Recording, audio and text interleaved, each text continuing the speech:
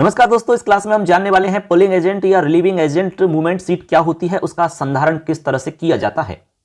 यहां हमारा उद्देश्य है कि आपको हर चीज को आसानी से बताया जाए जिससे कि आपको कोई प्रॉब्लम नहीं आए।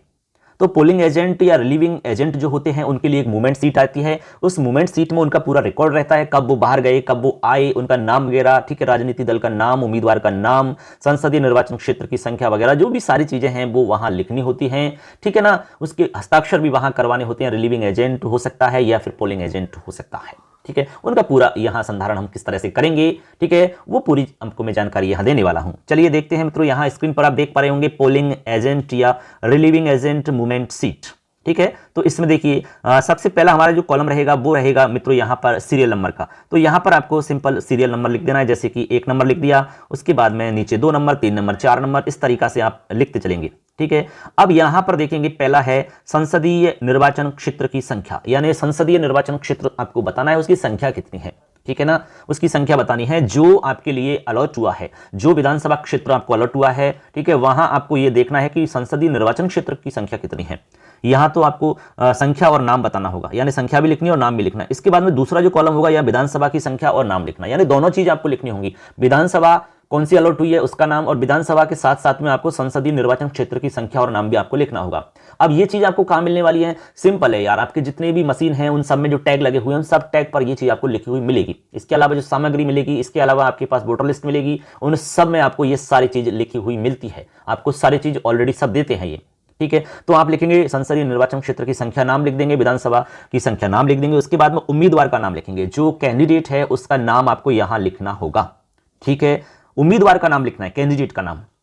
इसके बाद में यहां राजनीतिक दल का नाम लिखना है कि किस पार्टी से संबंधित है, ये कैंडिडेट किस पार्टी से संबंधित है वो आपको लिखना होगा, ठीक है। इसके बाद में यहां पर मतदान एजेंट या रिलीविंग एजेंट का नाम लिखना है। अब यहां बताना है कि ये जो कैंडिडेट आपने लिखा है, कैंडिडेट का नाम लिखा है, इस कैंडिडेट का एजेंट कौन है उसका नाम, या फिर रिलीविंग एजेंट कौन है उसका नाम यहां लिखना होगा, ठीक है। यहां तक कोई प्रॉब्लम नहीं है ऐसे। इसके बाद में यहां लिखना है प्रवेश का समय, वो कितने बजे प्रवेश किया उसने, वो समय आपको यहां लिखना होगा, हस्ताक्षर करने हैं। इसके बाद में बाहर निकलने का समय, जब वो बाहर जाए तब आपको समय यहां नोट करना है कि ये फलाना जो एजेंट है वो बाहर गया इतने बजे, और बाहर तो साइन करवा लो कि भाई साइन करके जाओ यहां, और इतने बजे मैं बाहर जा रहा हूं। इसके बाद वापस कब आ रहा है वो, तो यहां पर साइन करने, हस्ताक्षर करवाने, यानी कि जाने के और आने के हस्ताक्षर करने, उनसे हस्ताक्षर लेने हैं, ठीक है। तो बाहर निकलने के समय का हस्ताक्षर और प्रवेश का हस्ताक्षर, दोनों के हस्ताक्षर इसमें होंगे। इस तरीका से हम मतलब पूरे इस मूवमेंट सीट का संधारण करेंगे।